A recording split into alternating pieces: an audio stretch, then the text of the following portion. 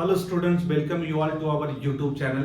तो अगर आप आज के इस वीडियो में हमारे साथ नए जुड़ रहे हैं तो वीडियो को शेयर जरूर कीजिएगा, क्योंकि बहुत ही काम की बात बताने जा रहा हूँ। यूपी एमबीबीएस जो नीट काउंसलिंग हो रही है उसके थर्ड राउंड की डेट से डिक्लेयर हो चुकी है, जिसके बारे में अभी हम लोग पूरे विस्तार से चर्चा करेंगे कि किस किस बच्चे को रजिस्ट्रेशन करने की जरूरत पड़ेगी और रजिस्ट्रेशन का क्या प्रोसेस होगा, उसके बाद कितने सीट मैट्रिक्स के हिसाब से क्या प्रोबेबिलिटी आपके एडमिशन के लिए बन पा रहा है। तो अंत तक हमारे साथ इस वीडियो में बने रहिएगा, और अगर आप आज इस चैनल पर नए हैं तो चैनल को सब्सक्राइब करना भी मत भूलिएगा। तो चलिए शुरू करते हैं आज का वीडियो।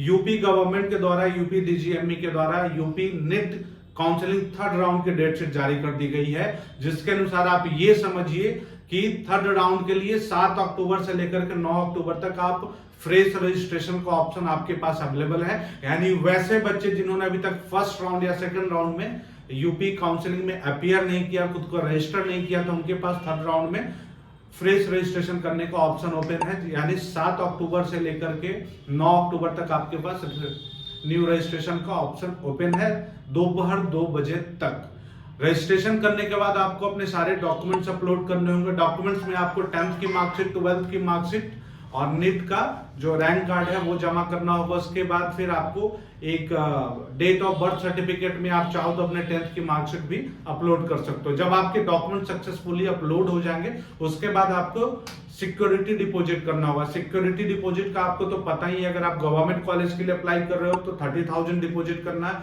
अगर आप प्राइवेट एमबीबीएस कॉलेज के लिए अप्लाई कर रहे हो तो आपको 2 लाख रुपया डिपॉजिट करना है। वही अगर आप प्राइवेट बीडीएस कॉलेज के लिए अप्लाई कर रहे हो तो आपको 1 लाख रुपया का सिक्योरिटी डिपॉजिट करना होगा।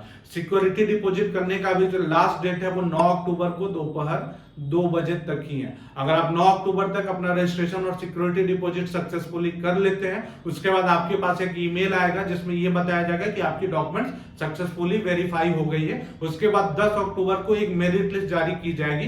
ध्यान रहे वो वैसी मेरिट लिस्ट होगी जिन बच्चों ने थर्ड राउंड में या तो न्यू रजिस्ट्रेशन किया या पहले फर्स्ट राउंड से वो रजिस्टर्ड होकर चले आ रहे थे और थर्ड राउंड में भी वो अपीयर कर रहे हैं, तो वैसे बच्चों की एक फ्रेश मेरिट लिस्ट यूपी के द्वारा जारी कर दी जाएगी 10 अक्टूबर को, जिसको आप कह सकते हो UP state merit list for third round. उसके बाद आपके पास 11 अक्टूबर से लेकर के 15 अक्टूबर तक चॉइस फिलिंग और चॉइस लॉकिंग का ऑप्शन ओपन होगा। यानी 11 से 15 अक्टूबर 2 बजे दोपहर तक आपके पास चॉइस फिल करना और चॉइस लॉक करने का भी ऑप्शन रहेगा। वही अगर हम बात करें अलॉटमेंट का तो उसके 3 दिन बाद यानी 18 अक्टूबर को आपको थर्ड राउंड का अलॉटमेंट मिलेगा।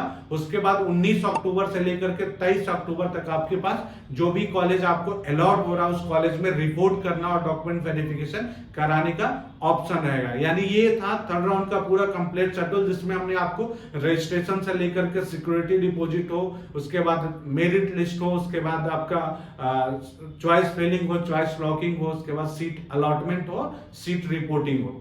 चलिए हम बात करते हैं कि थर्ड राउंड में किस किस बच्चे के लिए एलिजिबिलिटी बन पा रही है जो रजिस्ट्रेशन कर सकते हैं। ध्यान रहे आप, अगर आप एक ऐसे स्टूडेंट है जिन्होंने फर्स्ट राउंड में रजिस्ट्रेशन किया था और सेकंड राउंड में भी आप काउंसलिंग में अपीयर किया, आपको कोई कॉलेज मिला या फ्रेश रजिस्ट्रेशन से मिला या फिर अपग्रेड करने के बाद मिला, अगर सेकंड राउंड तक आपको कोई कॉलेज मिला और आपने उस अलॉटेड कॉलेज की सीट को छोड़ दिया या फिर आप फ्री एग्जिट ले लिए या फिर आप उस कॉलेज में आपने अपने सीट को छोड़ दिया, आप काउंसलिंग से बाहर हो गए और अब आप चाहते हैं, अब अचानक से आपके दिमाग में ये बात आई कि थर्ड राउंड में हमें उम्मीद है अच्छा कॉलेज मिलने की और आप चाहते हैं कि थर्ड राउंड में अपीयर करें थर्ड राउंड की काउंसलिंग में, जबकि सेकंड राउंड में आपको जो सीट मिला था आपने उस सीट पे अपना रिपोर्टिंग नहीं किया, तो ध्यान रहे थर्ड राउंड में अब आप तभी अपीयर कर सकते हैं जब आप फिर से अपना सिक्योरिटी डिपॉजिट जमा करेंगे तब। यानी अगर आप प्राइवेट एमबीबीएस कॉलेज के लिए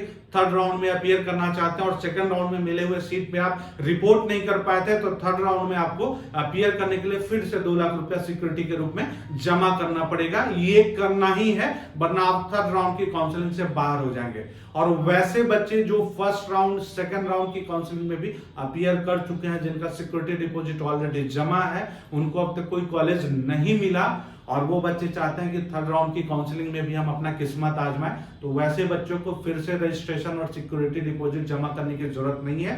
उनको सिर्फ 15 अक्टूबर से 18 अक्टूबर के बीच में अपने लिए फिर से चॉइस फिल करना होगा, चॉइस लॉक करने की जरूरत है। लेकिन जिन बच्चों ने रजिस्ट्रेशन किया था उनको कॉलेज अगर सेकंड राउंड तक मिल गया है और वो कॉलेज में रिपोर्ट कर चुके हैं, वो बच्चे भी थर्ड राउंड में अपीयर कर सकते हैं फॉर अपग्रेडेशन। लेकिन जिन्होंने रिपोर्ट नहीं किया है वैसे बच्चों को फिर से सिक्योरिटी डिपॉजिट जमा करना होगा, तभी आप थर्ड राउंड की काउंसलिंग में अपीयर कर पाएंगे। और वैसे बच्चे जो अब तक यूपी की काउंसलिंग में रजिस्ट्रेशन कर ही नहीं पाए थे, भूल गए थे, उनसे छूट गया था, वो चूक गए थे, वैसे बच्चों को 7 अक्टूबर से लेकर 9 अक्टूबर मात्र 3 दिन है आपके पास। और इस बीच दुर्गा पूजा का भी समय चल रहा है, इसलिए कहीं देर ना हो जाए। अगर आप अभी तक रजिस्ट्रेशन नहीं कर पाए हैं तो हमारा ये वीडियो आपके लिए बहुत उपयोगी होने वाला है। समय रहते आपको अपना रजिस्ट्रेशन करना होगा। रजिस्ट्रेशन का पूरा प्रोसेस हमने बता दिया, रजिस्ट्रेशन, डॉक्यूमेंट अपलोड और सिक्योरिटी डिपॉजिट। तो 7 से 9 अक्टूबर तक आप अपना रजिस्टर कर लीजिए, उसके बाद आप भी चॉइस फिल और लॉक कर पाएंगे। और आपकी मेरिट के हिसाब से, चूंकि 10 अक्टूबर को मेरिट भी जारी कर दी जाएगी, स्टेट मेरिट, उसके हिसाब से आपको भी कॉलेज अलॉट किया जाएगा। तो ये था आज का जो हमारा डिटेल, वो यूपी नेट थर्ड राउंड की जो शेड्यूल जारी की गई है उसके आधार पे कि कौन कौन स्टूडेंट कितना एलिजिबल हो पा रहे हैं एडमिशन के लिए या फ्रेश रजिस्ट्रेशन के लिए या थर्ड राउंड में काउंसलिंग में अपीयर करने के लिए। अगर आपको लगता है कि कोई आपका ऐसा सवाल है जो हम आपको बता नहीं पा रहे हैं तो आप हमें कमेंट बॉक्स में भी लिख सकते हैं या फिर आप हमारे दिए गए नंबरों पर संपर्क कर सकते हैं। निश्चित तौर पर हमारे टीम का प्रयास होगा कि हम आपको भरपूर मदद करें। आप हमें फोन कॉल या फिर व्हाट्सएप के माध्यम से भी संपर्क कर सकते हैं। और अगर आप चाहते हैं कि हम आपके लिए किसी अन्य टॉपिक पे वीडियो लेकर आए तो आप हमें कमेंट बॉक्स में सजेस्ट जरूर कीजिएगा। अब तक हमारा प्रयास रहा है कि आपने जो भी सजेशन दिया है कमेंट बॉक्स में, हम उस टॉपिक पे आपके लिए वीडियो लेकर आए हैं। हमारा हर मेहनत आपके लिए होता है। तो thanks for watching, like, subscribe and share.